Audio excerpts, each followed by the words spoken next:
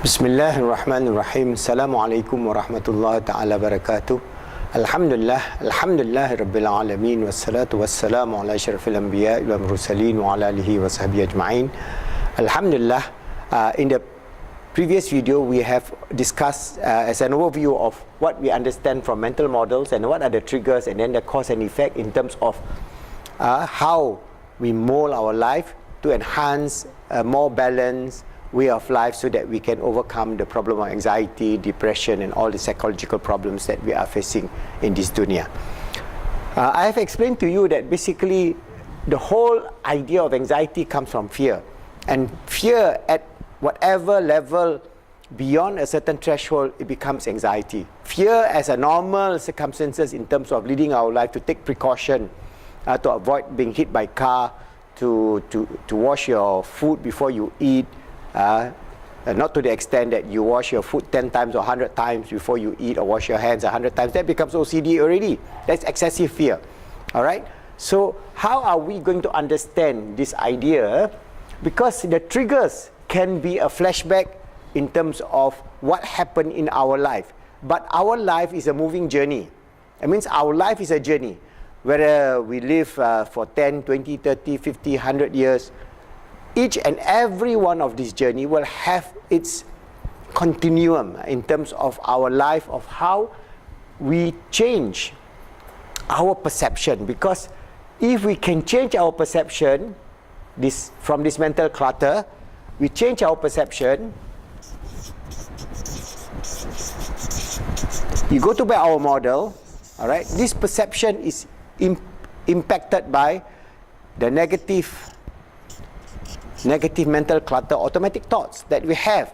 So if we allow this trigger to hit this flashback and repeat it over and over and over again, alright, what we have is a negative perception of our existence, and this negative perception of existence will always trigger flashback, mental clutter. So we think, oh, I'm going to die, I'm going to die, I'm going to die. So that automatic thoughts play in your mind, and as a result, you got your panic attack. Or that trigger may come in such a way that because you could not control this mental clutter and negative automatic thoughts, your perception will then be a growing fear and worry about your very existence. So it's important for us to understand this mechanism in terms of mental model, because this is a moving target. You don't have a mental model that is fixed. For example, your mental model, you as a 6-year-old child, is different from you at 16 years old, or you at 36 years old, or you at 66 years old.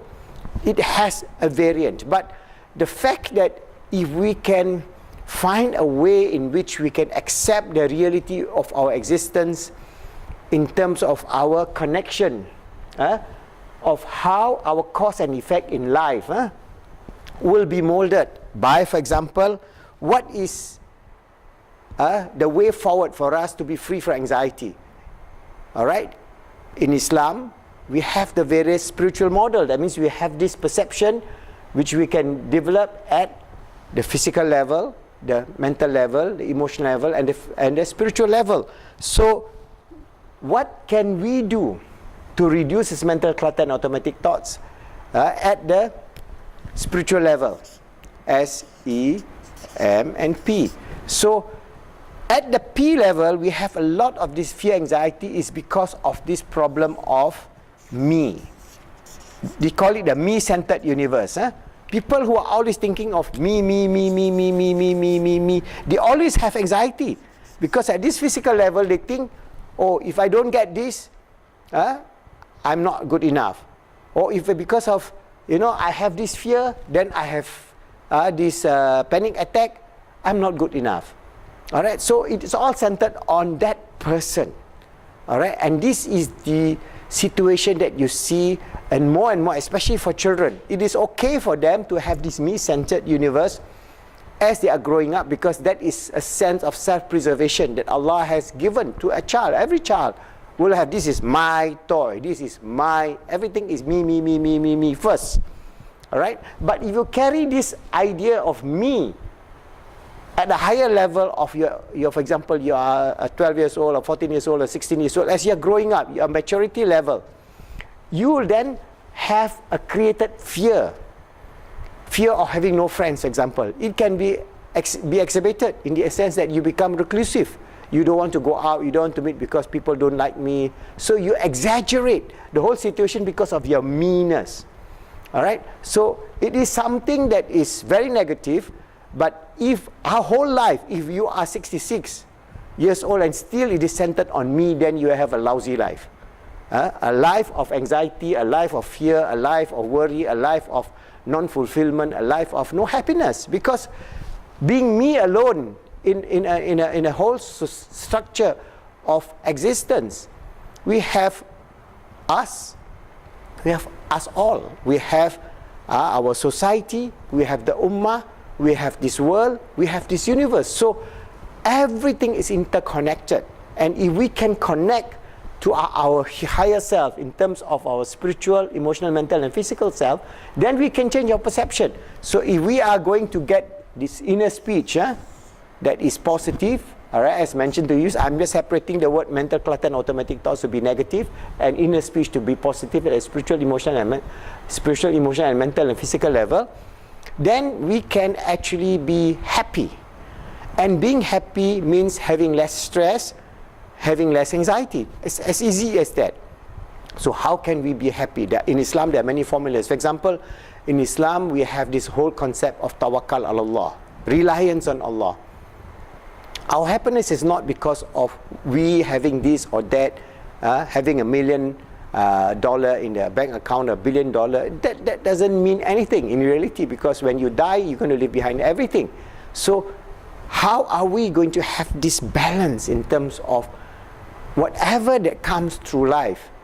We try to have a balance in terms of our tawakkal ala Allah and our shukr, our gratitude to Allah subhanahu wa ta'ala. Every day we wake up, we have this sense of gratitude, because the cause and effect, for example, we want to cause happiness in our life. Then at the spiritual level, at the mental, emotional, and spiritual, we have this gratitude.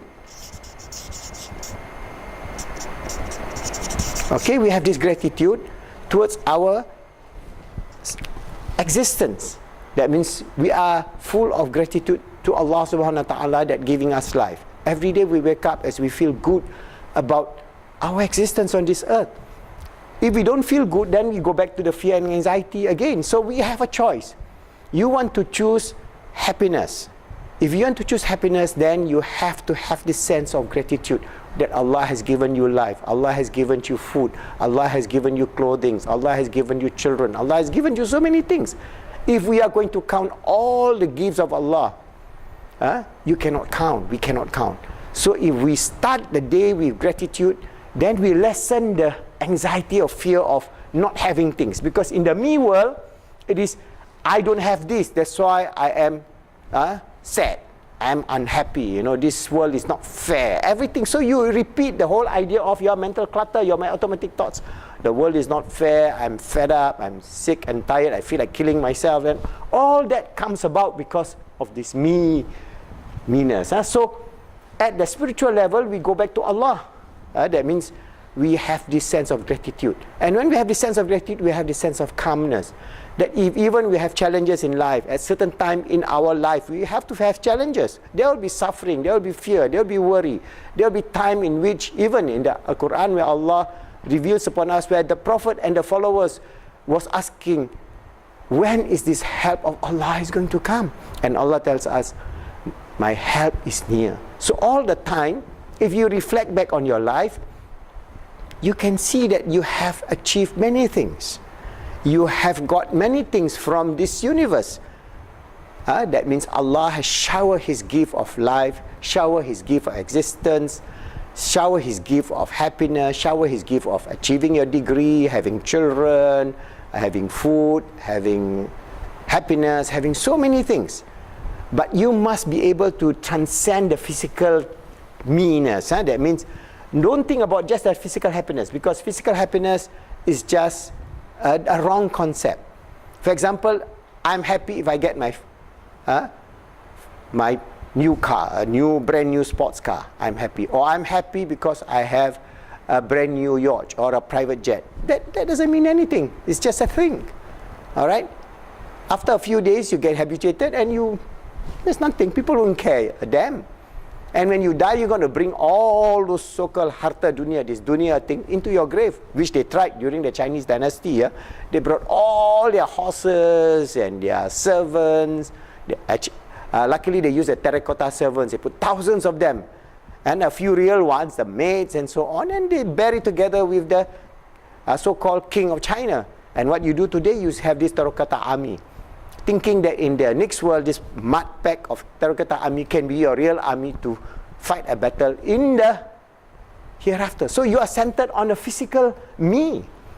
That is going to create a lot of anxiety and fear. Whatever we say, the me at the physical level will be very destructive, and your life will be very unhappy, very fearful, very worrisome.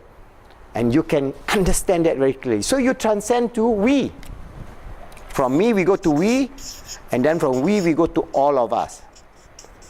All of us. That means our life must be, at all of us, at the spiritual level, we are talking about our gratitude to Allah subhanahu wa ta'ala, at the spiritual level. Our tawakkal of the gift of Allah has given us, our acceptance of the gift of Allah, our sense of purpose and meaning as a gift of Allah subhanahu wa ta'ala. So many things that we can discuss. At the emotional level, we feel happy. We feel that it is a wonderful life. For example, if you wake up in the morning, we see the beautiful clouds, you see the beautiful sunrise. Alhamdulillah, such a beautiful day today. You can have the same situation, you see, oh, today is a hot day. You can choose to have this mental clutter to say there's a hot day, or you can say, this is a beautiful day. Inshallah, with the blessings of Allah, there's be more plants and trees growing, and that mango tree that I have will bear more fruits. So that is a positive inner speech of your gratitude to Allah subhanahu wa ta'ala. The same thing, the emotional feelings of connectedness to yourself, to your spouse, to your children, to your friends, to your society, to everything that you do. You feel that connectedness. Alright? And when you start moving into this direction, then your anxiety and your fear, your flashback, your trigger will then bring a cause and effect that is very positive, and that is the way forward, inshallah, in terms of understanding Islamic psychology. There is a lot of spiritual element because the secular model, that is the biopsychosocial model, that is CBT, cannot address. We can only address at a high level of thinking when we bring in our perception, overcoming anxiety and fear, our perception of living under the grace, the mercy, the love, the forgiveness, and the multitude of gifts from Allah subhanahu wa ta'ala that He shower us every moment of existence. And if you're going to look back, you can say Subhanallah, Alhamdulillah, wa la ilaha illallah, wallahu akbar, wa la hawla wa la quwwata illa billahil aliyyul azim. And you sense this sense of purpose and meaning, and you sense this purpose of having the joy of living every day of your life until Allah ordained we are going to return to Him. Inna lillah wa inna ilahi raji'un, that from Him we come and to Him we shall return.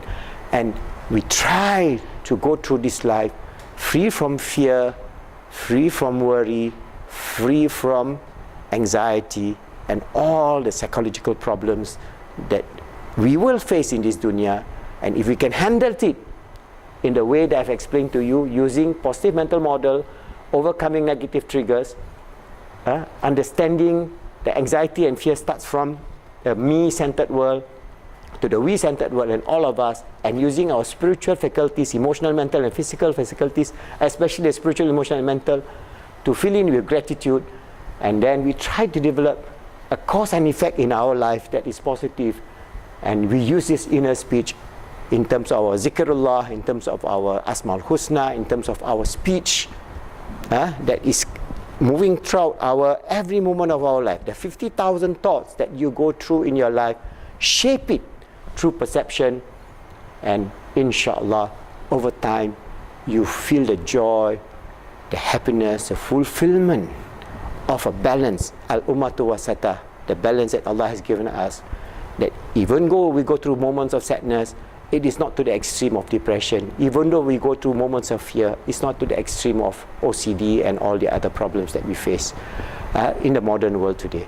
So inshallah, you can understand this concept. It will give you a better framework in terms of the positive Islamic cognitive behavior therapy, which I'm trying to explain in terms of the various input. And these are philosophical issues, but it is also linked to modern psychology. And if you can understand this, inshallah, we have a better way forward for the Ummah in tackling the challenges among our people who are having a lot of anxiety, a lot of fear, a lot of worry, a lot of depression, to come back to the center of joy, fulfillment and happiness with the grace of Allah, inshallah.